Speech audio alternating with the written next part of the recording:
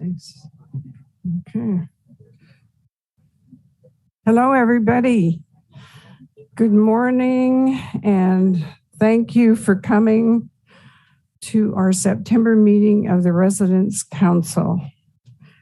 We have a very interesting meeting planned for today, besides our usual reports, and we have, for instance, on our agenda, the CEO, Mike, to update us about matters of interest to us residents. And we will hear from our Vice President for Administration about changes we have made in our bylaws. Nancy McReynolds will give us a heads up about the year's Employee Recognition Fund drive and the very important one and only annual fund drive that the Residents Council holds annually. You'll hear about what's going on in the very active World Concerns Committee.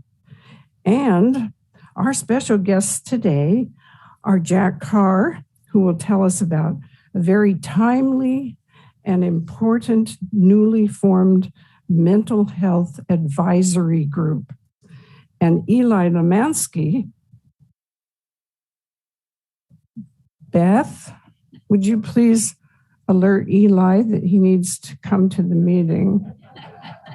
Will give us some important updates on the progress of the Anderson Hall renovations.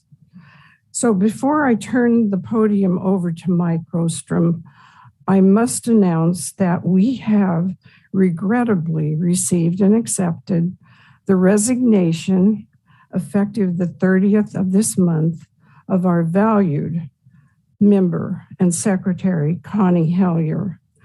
We'll miss Connie as a dedicated and talented member of this council, and especially appreciate her service as chair of the nominating committee to bring to us a slate of nominees for new council members beginning 2023 who will fill the role of the members whose terms will expire this year. As a result of her resignation, I'm appointing the following special nominating committee to fulfill her role of secretary to the council.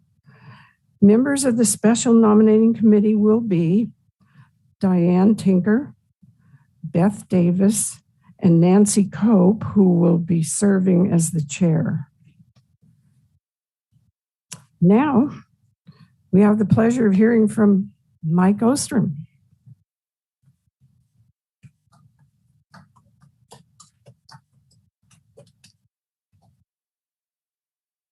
Well, welcome. Thanks for having me. There's been a few bright spots going on, and I think most of those bright spots are people getting together for different purposes.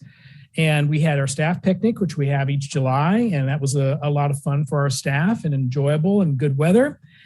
And then the Residents Council 60th anniversary party was really terrific. I mean, a lot of history there. There are not many communities that can lay claim to having so many years of an independently run separate corporation for residents and the Residents Council. So again, another great celebration there. And on last week, we had the resident happy hour, and this place was wall to wall people. It was really terrific. You know, part of me was nervous that maybe somebody will get COVID, but I thought it's more fun that everybody gets together, has some food, will take a little risk, and so far so good. So I'm glad we were able to do that. Couple of new things. One is we're in the process of redoing our external website. And we're going to have various residents, some relatively new, some who have been here many years, and also some people from the Residents Leadership, Residents Council, participate in some focus groups to be able to chime in about what they like and what they think about Horizon House, what drew them here, what are all the pluses and minuses, so that as we put together this website, we can have something that is very differentiated in the marketplace and really highlights how we are distinct. So many of you will have a chance to participate that in about 2 weeks. And then over the course of what will take about 6 months, we'll have an interim site just to hold us over. And then we will launch a new site a couple months after the first of the year, maybe February or so, that we really think will be a good display of who we are. And in our conversation today with the website people who are really thoughtful, they want to come here and really understand us. It was really clear that they want to make sure they know who you are and why you're here and what matters.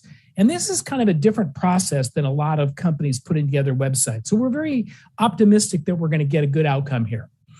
The other thing I wanted to bring up was that you received a memo last Friday. You know, every other week I send out something that talks about West Tower updates.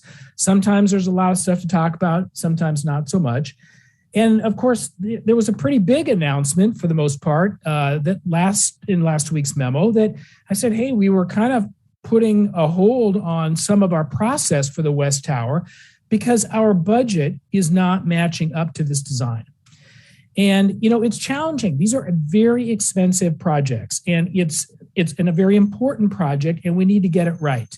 And we can't be dogmatic to a plan. You know, lots of people think, oh, you made the decision, you're going to do it. Well, it has to work, and it has to work financially, and we have to spend the time to make sure that that is, in fact, what happens. So what we will be doing is we have some work going on with a development firm that we are using to help us oversee this project that will be confirming the budget that we really can work with, taking into account all of the dollars we have to spend at Horizon House over the next 10 plus years. And that will give us a more firm number of the budget that we can build to. Then we will be spending time with Methuen to not just take apart parts of what we've designed and say, well, you take this out, but kind of have to holistically redesign the common area space. Probably not so much the tower, although maybe it would be fewer stories, not certain, but definitely taking a look at the common area space and understanding how are we going to do this more cost effectively and yet create an integrated campus. Our distinct advantage right here on this footprint, as compared to all of our competitors, is that we have a campus. And we have a campus that beautifully flows from the North Tower. We want it ultimately to beautifully flow from a West Tower, should that come to pass. And we need to make sure we have a design that helps make that happen, not just a building here and a building there. So it's going to take us more time, and that means that we postpone having a lot of conversations with West Wing residents about transition strategy because we are not ready for that yet. We need to get our design into our budget better, and once we get that done, then we will circle back around to conversation about transition strategy if that is going to ultimately be our goal. So that's that. Oh, also our board approval process would have been in November to green light the next step. You know, these are projects that you green light in steps. You don't just say, hey, we're doing it, you know, damn the torpedoes. You approve it in steps. Our next step would have been in the November timeframe or November board meetings, but now we will move that out to our February to make sure that we've got things lined up, and we'll see where that takes us. That's all I have of new stuff. The CEO monthly report comes out here, and then at the end of the month, that's always another good way to stay plugged in. And we have a fireside chat again happening on September 30th. So more good stuff to follow. Elizabeth? And I will introduce Connie. Connie Hellier, yep. Right there. Thanks.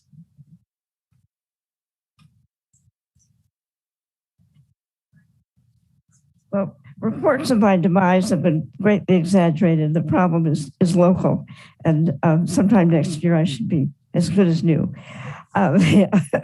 Anyway, I'm here to present the minutes of the previous meeting, which have been transmitted to and reviewed and approved and corrected by members of the council. So members of the council, do I have a motion to accept the minutes? Second? All in favor? Accepted.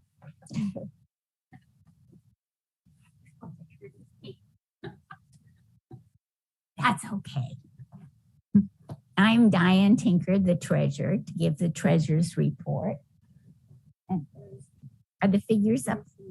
Oh, right. Diane Tinker, treasurer, to give the treasurer's report. We had another great month from Monday Market. You see the figures that we had a $5,834 profit. Our net income for the year is $19,588. This is the 6th month of our fiscal year, so I am accepting revisions to the budget from committees who want to ask for additional funds. And the coordinators should be contacting each chairman. I will stay after the meeting if anyone has any questions or would like the instruction sheet on how to go about requesting the increase to your budget. The increase to the budget needs to be signed by the committee chairman and then the coordinator. And the coordinator will forward all the requests to me. The budget committee will meet in the 1st of October. The new budget will be approved by Residents' Council at their October planning meeting. Remember that the statements are posted every month, our financial statements, on HH Connect in the Residents' Council box. They're also posted on the bulletin board in the mail room. So at any time that you have a question, you can look there and see how much your committee has spent and how much budget you have remaining. Are there any questions? All right, I'd like to introduce Barbara, who will give us a report on the Monday market. Oh, sure, but I did send them to you.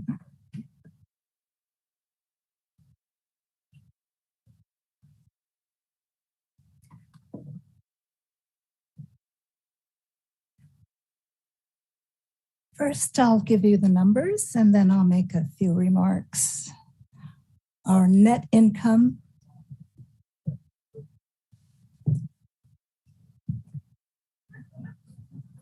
really, it's got a problem.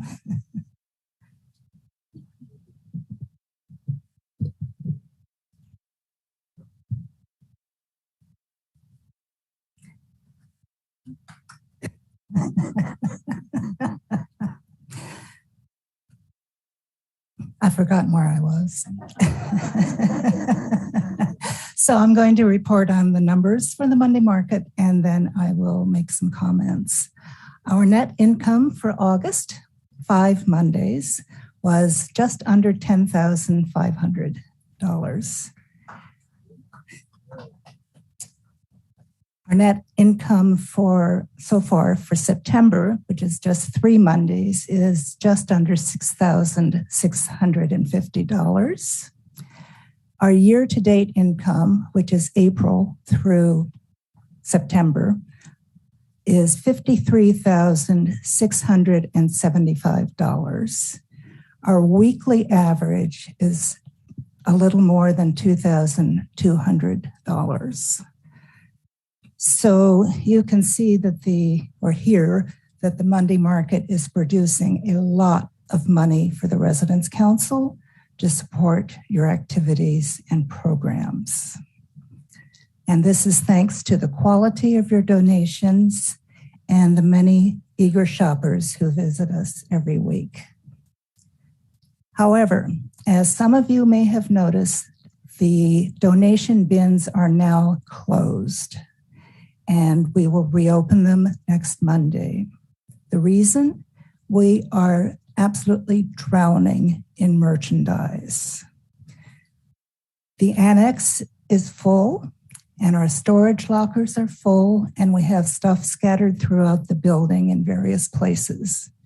We need some time to process your donations, which means we evaluate everything we receive to make sure it's saleable. We clean it if necessary, then we have to price it, and then we have to display it. So we have limited time to do this, limited space to do this, and limited storage, limited manpower. So for that reason, we just need to call a halt for a few days so we can catch up. In addition to asking you to hold off on your donations until Monday, we're asking you to please come shop next Monday. We also need to clear off the shelf space in the market. Instead of our usual end of the month clearance, where we reduce the price on items that have been on display for 2 months or more, we are going to cut the price on everything in the market except furniture and items that are already reduced. So everything you see, except furniture, is going to be half price, no matter what it is. So this will hopefully give us some more space to display your donations. Finally, Jennifer asked me to report on the modeling sessions. There have been 6 to date, and they've been very well received. During these, if you attend the Sunday brunch, you know that volunteers, both men and women, wander through the dining room and the lobby in the Fireside Lounge to show off new or timely. I did pajamas one week. Articles from the women's and men's clothing department. So Jennifer has decided to make this a regular deal. Every third Sunday, there will be a session. And the reason for this is to make it easier on Oliver, who has to do some special prep, and also a little easier to recruit models to march through the space. Next is Carol Roach.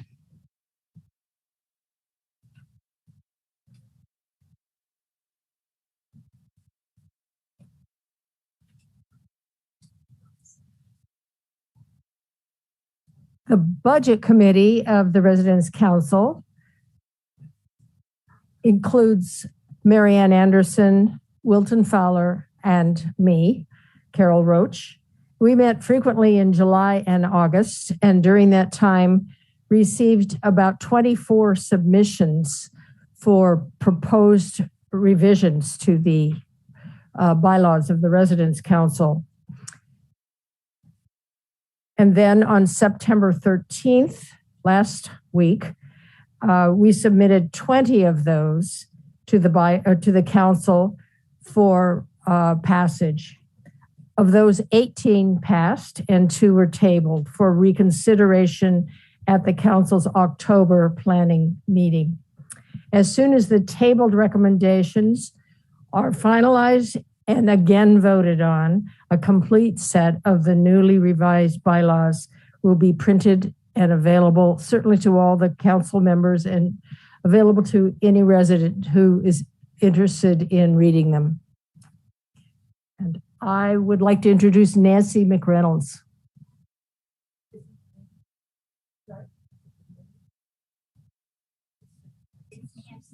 Oh, okay.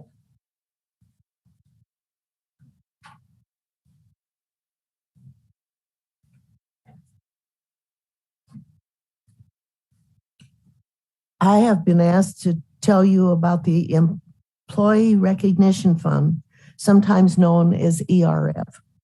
For those who may be new to Horizon House, this fund, created entirely by donations from our residents, is divided among our full-time employees in early December each year.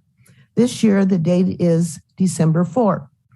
Each employee receives a check based on their number of hours worked, not on their level of pay. The drive begins October 1 and runs through November 15. Checks received after November 15 will be added to next year's drive. All Horizon House residents will receive a letter in their cubby on October 1. This letter will ask you to make a contribution to the Employee Recognition Fund. Included with the letter will be a donation form to be completed by you and a return envelope. The completed form should be placed in the envelope and then put in the box provided for that purpose in the mailroom. You can expect to receive an acknowledgement from your donation in your cubby within a few days.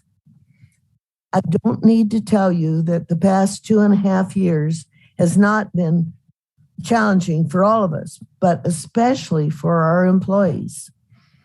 They have been short-staffed, working long hours, and some of them working the jobs of 2 people. Some of them have had COVID through no fault of their own. Last year, 92% of our residents contributed to the fund. I encourage you to be generous. However, no gift is too small. I'm going to be speaking again at the Fireside Chat late next week. If you have any suggestions as to what needs to be said, please let me know. And who's next? Oh, May. Oh, here we go. May Gerstel will speak next.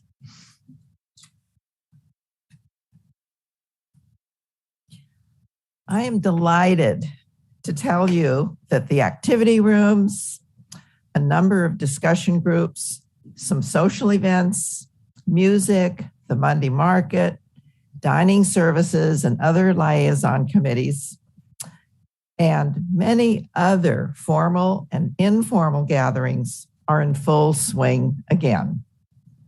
If you are interested in joining any group, just call the chairperson or just show up. You will be welcome. That is what we mean when we talk about we are a resident-driven community. We encourage your participation at any level. It is now my pleasure to introduce Ann Anderson. She is the chairperson of the World Concerns Committee. The World Concerns Committee falls under the rubric of our education committees. Anne began attending the World Concerns Committee just a few months after moving to the Horizon House in 2007.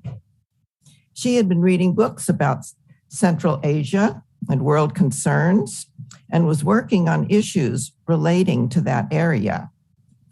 So after a few years, Anne was taking on leadership tasks. And before she knew it, she was selected chair of the committee. Anne, would you like to come and tell us about it?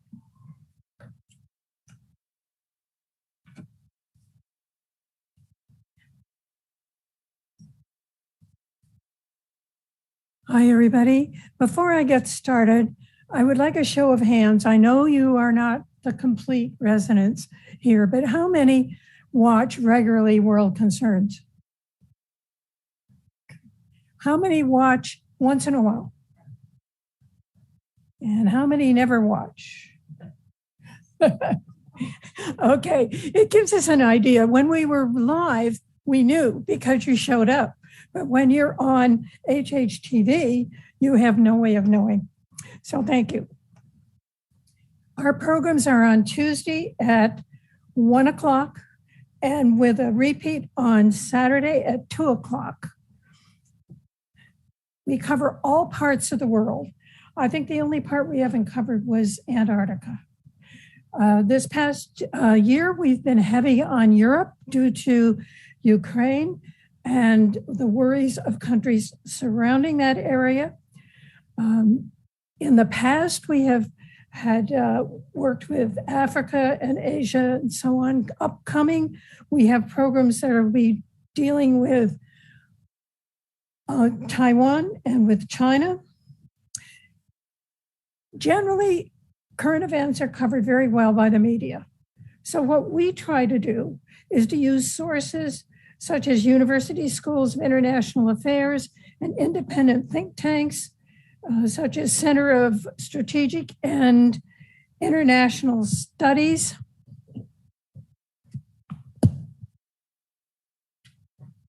Foreign policy research Institute and German Public Broadcasting, among many others. We're going to start 2 new things as pilots. One is, besides being able to watch on Tuesday in your apartment, you can come to the Fireside Lounge and watch with others and then have a discussion afterwards. And that scheduling is the same as if you watch in your room. The second is we're trying to establish an email list, and that can have many different benefits. There such as a reminder, change of schedule, additional material on topic, and two-way feed with us. And at this time, I'd like to see hands. If and when we go live, would you prefer morning or afternoon? Morning? Afternoon? Got that. We'll see how we can do. Committee membership, like all the different committees in Horizon House, is always in need of new members because people come in, they have more ability, then less ability. Some then leave. And so it's always an ongoing process. We take members at World Concerns any time of the year, as well as in the spring when people sign up. All you have to do is contact me and say, I might be interested. No commitment. I'd be glad to meet with you, show you how we're set up, and then you can make a decision whether or not you would like to be on that committee.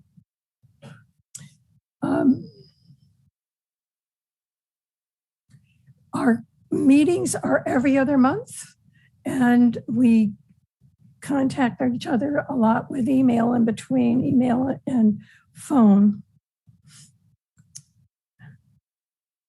We need new members not only for programming, but we have other areas, especially if we go live. We need people that have some technical skill for technical issues. And when we return full time, there are a lot of just unskilled things like doors and lights and traveling mics, and always your own opinion if you're on the committee to help us deliver better programs. At this time, I would like to introduce the committee members. There may be here. Please stand if when your name is called so people can see you.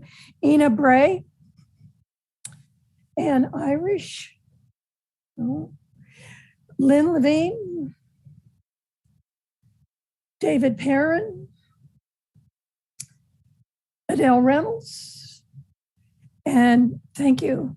And Mary Piet might be here, but she's in Hawaii. Isn't she lucky? So email or any committee member with your suggestions and your comments. It helps us to know what you're thinking, what you want. Thank you very much. And our next person is Jack Carr with an initiative. Oh, questions? I'll take one, or I can take one or two questions.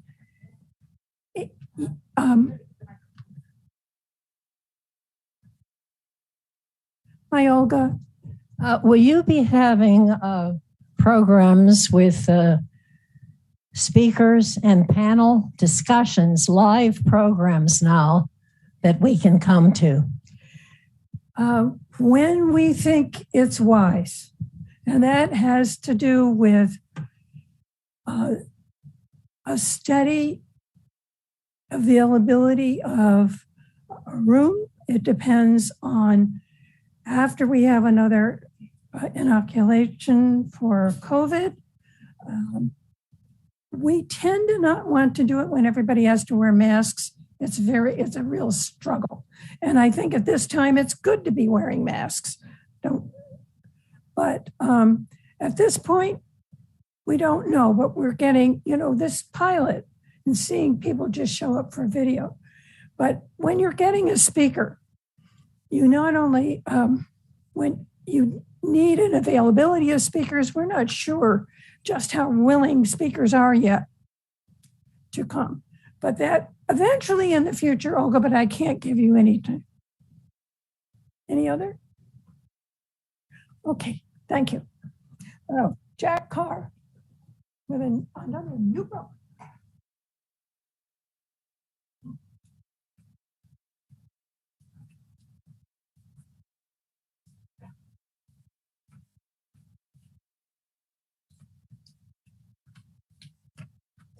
The first slide, please.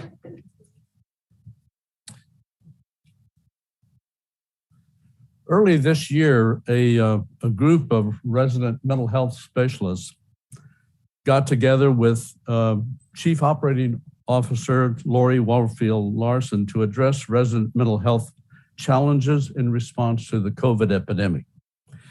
And we were aware that many residents were already struggling with loneliness and isolation and the stress of major life changes here at Horizon House.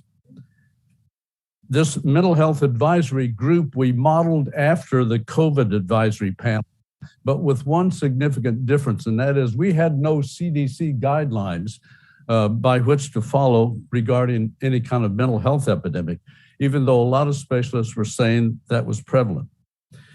What we had to do instead was to try to assess the social and mental health challenges facing Horizon House residents and the services available to them provided by the Horizon House administration.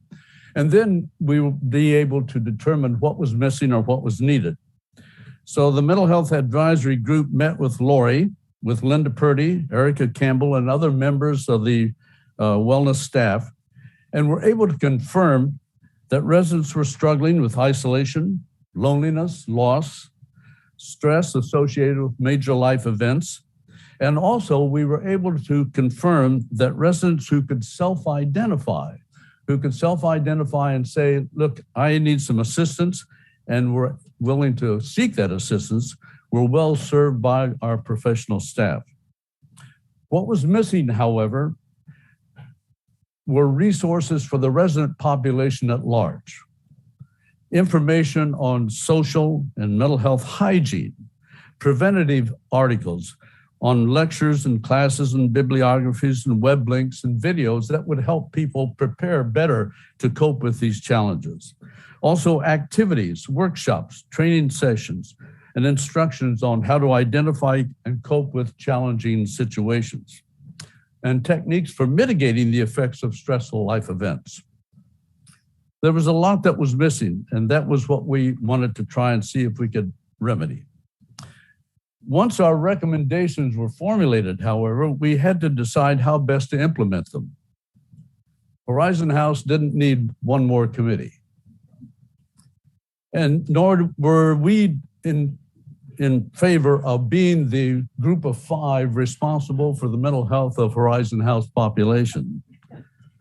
So what we looked at were the already existent committees that we have here at Horizon House, many of them have been established to address some of these particular issues. For example, the Welcoming Committee is put together in order to try to mitigate the effects of that massive overload of information that you've got to confront when you move in here, and all the challenges that you face in making that transition from home to Horizon House, losses, etc. In addition, there's the Wellness Committee and the Safety Committee and the Communications Committee, and on and on. Various committees that have been designed to address some of the issues with which we were concerned.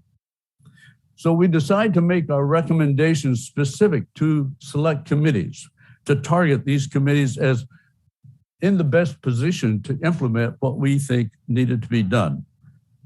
And we presented them in the form of the report as options to consider, aware that they knew best what was feasible and most likely to be effective. The Mental Health Advisory Group will continue to work with each of these committees in order to try to implement effectively the recommendations that we want to make. Now, while I have no time for specifics, there are 8 bodies of recommendations. I don't want to go into the specifics of each one, but let me review the overall general thrust of each recommendation group. Next slide, please. Hopefully, this is the Welcoming Committee, right? All right. We hope the Welcoming Committee, which has done a great job so far, they will continue in their efforts to redesign the welcoming process in order to provide a more comfortably spaced presentation of all that oriented information that we get in that enormous bundle of stuff in the beginning. And also to increase opportunities, extended opportunities for socialization, getting together with, the new residents, getting together with already existing residents who can share their experiences. Bernice Kastner is the chair. Pat Waite and Helen Jones have done an excellent job so far, and we are in consultation with them to see if we can help them out. The Wellness Committee. Next slide, please. Well, we hope we'll continue to promote lectures and workshops and wellness staff activities that contribute to the social and mental health, as well as physical health of Horizon House residents, and to promote prevention, that they will dispense mental health as well as physical health hygiene, consistent with an integrated mind-body approach to health. Jim Spraker, as the chair, has been doing an excellent job with the assistance of John Hamm, who's on our Mental Health Advisory Board and now a member of that committee. And as you can see, as you judge from all the signs about upcoming programs, they're doing a very good job. We hope the Let's Talk Science Committee will continue to present discussions and current scientific research relevant to an integrated biopsychosocial model of health and health care. You may have seen the most recent program, Robert Sapolsky's lectures on why zebras don't get ulcers, which is a very detailed explanation of the effects of chronic stress on physical as well as mental health functioning. We hope that committee will continue to make available to residents, in addition to the programs, articles, publications, web links and videos, documentaries, etc., on relevant scientific findings, not only to the resident population, but also more advanced articles to the wellness staff for their benefit. Next slide, Safety Committee. We hope we'll continue to review policies and procedures and guidelines in order to ensure more appropriate attention to and support of emotional responses to emergency disaster situations, as well as physical safety. And we also would like them to explore the potential contributions that disaster volunteers, remember the old floor captains? They're now called disaster volunteers. Hopefully that they can make some additional contributions in terms of on a local level. And Bill Corriston, who's in charge of the emergency volunteers, has done a good job of responding to that request for implementation. And next slide, please. We also would like to convene an ad hoc committee of residents and staff to explore ways to enhance the interactions between staff and residents. We know that there are lots of programs that go on in which the residents support the staff function, but what we're talking about here are the day-to-day activities, the encounters on a normal day-to-day basis. For example, encouraging residents to greet, to acknowledge, and engage with staff, and thereby encourage reciprocity. We know from experience that those kinds of interactions can benefit both residents and staff. Next slide, please. And we encourage the administration and the Residents' Council to promote the concept of community. This is supposed to be the place of secret sauce, right? And the whole notion that sets us apart from other places is the sense of community. And we'd like to continue to promote that, and to encourage floors and wings to view themselves as neighborhoods, to encourage engaging with and assisting your neighbors as you do in the neighborhood, to especially those who may be in need of some assistance, and to promote family inclusion in the concept of the Horizon House community. We've heard from a number of families about the importance of being able to join with their family members here in attending all the extra activities or having a meal with them. We want to comment then, especially Nancy McReynolds and her friends groups the friendly visitors to assisted living are good examples of this concept of community. Next, the administration and resident council, we urge to address the emotional barriers to accepting assisted living as a resource. I think it's reasonable to assume that many of us in this room will eventually wind up on assisted living. And so it's to our benefit to view the transition from independent living to independent living with help to assisted living with full assisted living with full support as a continuum of aging in place experiences. We need to provide more information for residents and families regarding this transition process. And we've encouraged the communications committee to look into that. To information regarding the transition process, the levels of assistance, the costs, the steps involved. A lot of families have been caught by surprise when they suddenly had to face this transition without knowing exactly what the steps were involved.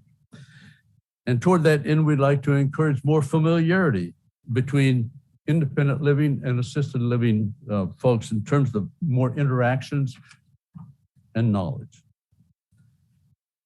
Next, we want to expand the resources for mental health professional consultation services here from the community. The group put together a collection of behavioral health diagnostic and treatment service agencies in the community. For example, the University of Washington, Harborview, VM, all of these medical systems have behavioral health services. A lot of them require a referral from within. All of these are usually ones that we're all members of in one degree or another. So it's helpful to know that there are those services available. What we want to do is make a list of those available to you with all the contact information and all the information required and the steps required by them in order to make those contacts. And we hope that that will be updated on a regular basis and be kept and made available to you by the wellness staff. We're also requesting the administration consider contracting for an additional part-time independent mental health practitioner. Now, we already have a part-time podiatrist, audiologist, dental technician, et cetera, et cetera. And so we would like to request that they think about adding a contract professional mental health practitioner on a part-time basis. This will be very, very helpful, especially to Erica Campbell as part of her triage service.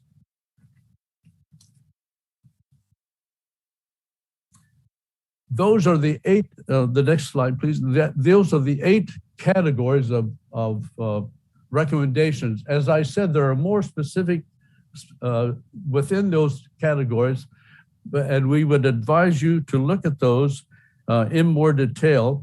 The complete report has been posted on HH Connect, and we advise you to look at that. There are also a limited number of full copies, hard copies back here on the table, and some more in the mail room that would be available. If we run out, there's a sign-up sheet in the mail room where you can put down your email address and or your room number, and we can either send you a copy email or we can put a hard copy in your copy box. And if you have any questions, we're short of time here, but if you have any questions, please feel free to contact me at jcar206@gmail.com.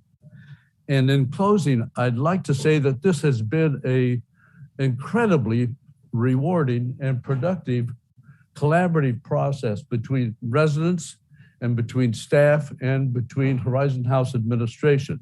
And we would like to do that for that to continue, and hopefully that the outcome will be equally successful as a collaborative effort.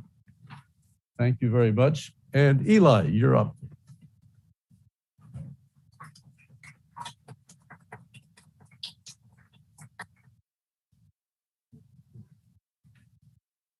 Well, that was inspiring. Thanks, Jack.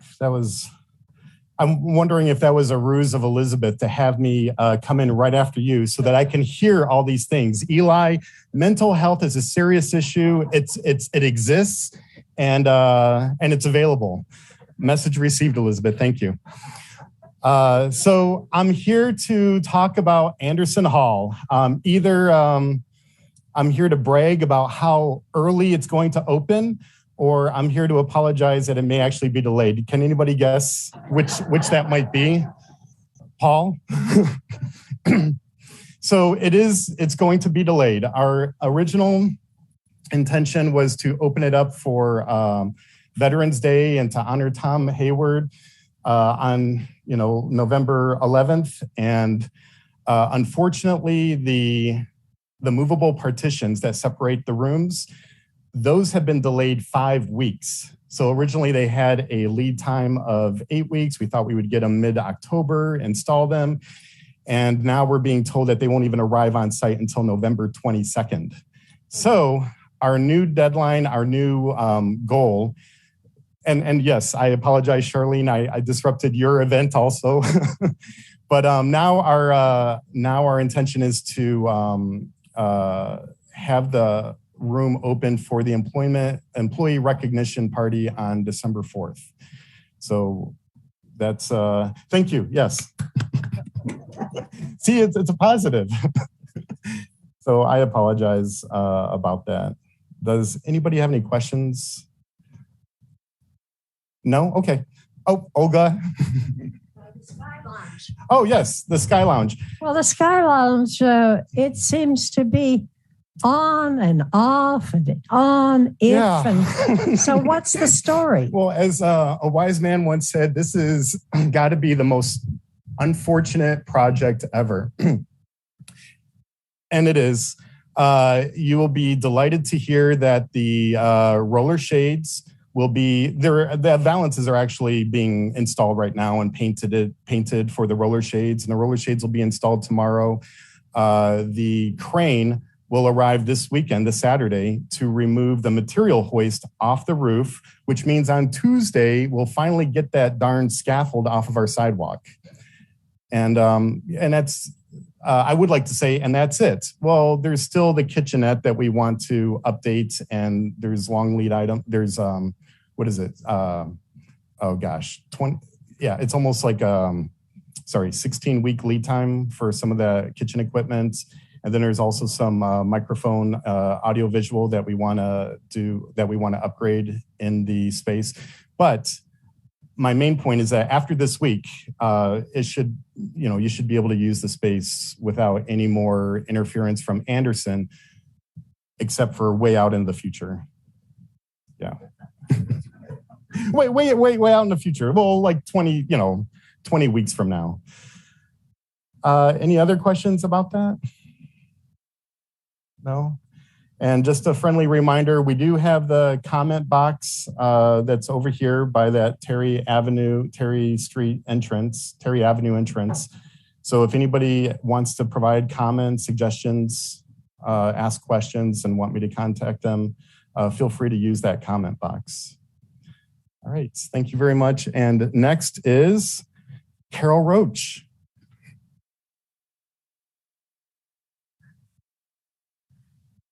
Thank you, Eli. Hello, everybody. It's time for the burning questions. Anything residents want to ask? In August, we received 2 questions for residents. First question. The resident asked, if I reserve the Sky Lounge for a private party, could we serve hard liquor? Answer. The Sainted Oliver from Dining Services replied to this question. Yes, we can serve hard liquor at a private party here. However, we need to request a liquor permit online, so more advanced notice is necessary. Second question. Another resident asked, Mason bees are very efficient pollinators and do not sting.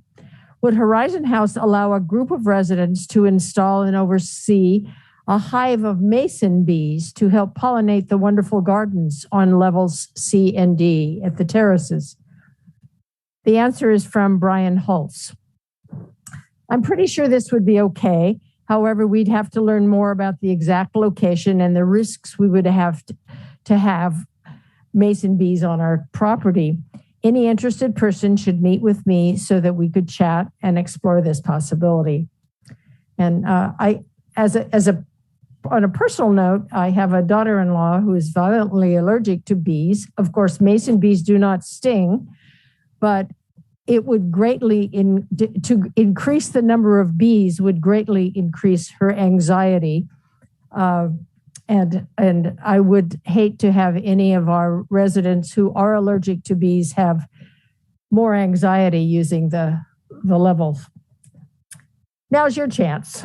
If you have a concern about anything related to the Horizon House community, even if you're just curious about something, please meet me right here by the fireplace.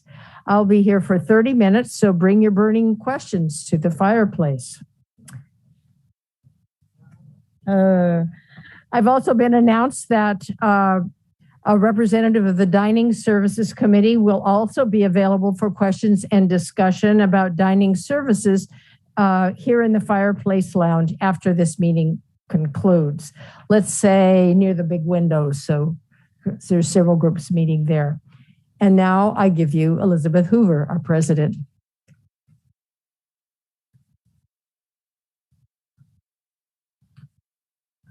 Thank you. This is time for some more announcements. Would you believe we're going to be able to do another happy hour? And that's going to occur on Friday, October 7, which is prior to our next meeting.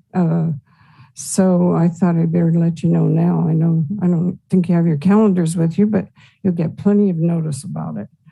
And if you are one of those who wish transportation to the symphony concerts at Benaroya or Meany Hall or the opera, please be sure to sign up as soon as possible to assure that you are on the concierge list of those wishing to go in the bus, which Horizon House arranges, and space is limited.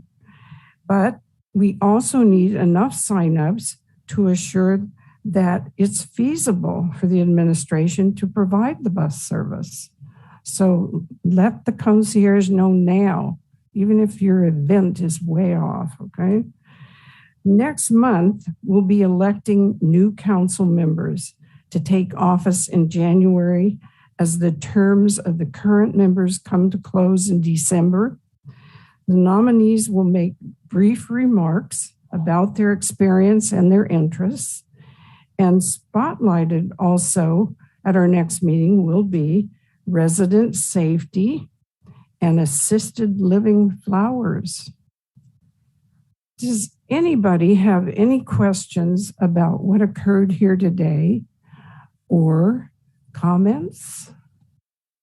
Yes, Olga.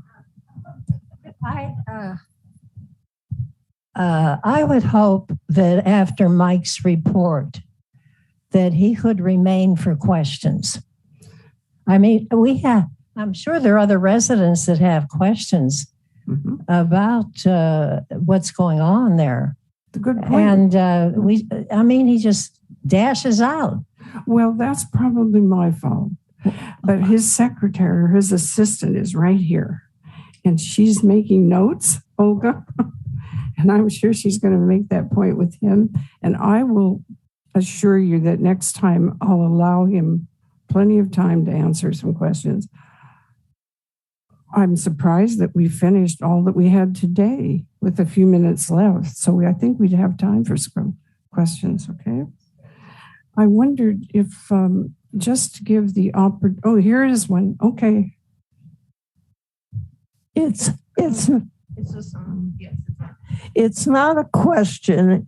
It's just kudos to Jack Carr and that committee. It was so complete. They've reached out for every aspect of needs of people in this community.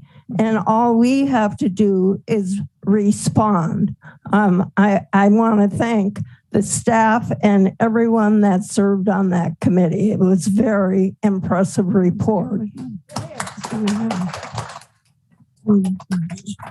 Are there still any questions for Jack? Oh, wait, here's another question. Just hold on here. Go ahead, Barbara. Are you ready? Yes. Am I on? Yes. Okay. I was wondering, this has to do with Zoom and this has to do with the Wi-Fi system. And I wondered why in the middle of a Zoom call, I will get a message on my screen saying that the service has been erratic, has been disconnected at times, which means that the party on the end of the Zoom call gets interrupted conversation. And what can be done about that? Would you be able to answer any of that, Risa? Or do we have an IT person here still? Oh, good. Okay. Contact reception and have them submit a ticket to IT, and then we'll contact you for assistance or to assist you. Would you repeat that again slowly? I couldn't even hear that. Contact reception, and they will submit an IT ticket, and then we'll contact you to assist you with that issue to make sure it's not the Wi-Fi.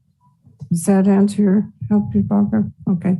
Again, does anyone have any questions over here on the left? I'm coming.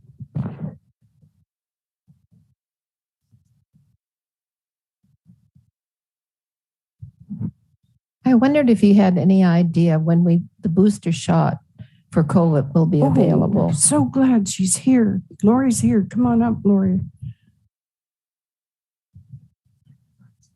That's a question we're all waiting on. And as should have been in the alert last Friday, we are still waiting for Bartels to begin receiving shipments. The manufacturers are starting to increase production. So boosters are slowly beginning to trickle into pharmacies. And Bartels will be here tomorrow for the influenza vaccine clinic. And I have asked for a report tomorrow on what the latest is on getting boosters in. So we'll be sure to continue communicating in the alert and through the various vehicles.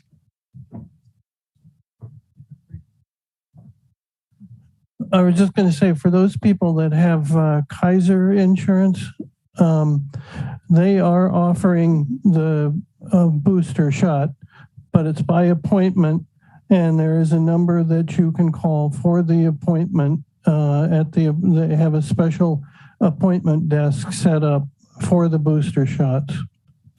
Thank you so much, Lori and Paul. Anyone else? There's another. Walgreens is also offering the COVID boosters and the flu shots, and I'm going there tomorrow to get mine. So you have to go online and make an appointment, but they're available. Thanks, Deanna. Anyone else? Okay. If we have no further questions or comments, the meeting is adjourned. Thank you all for coming.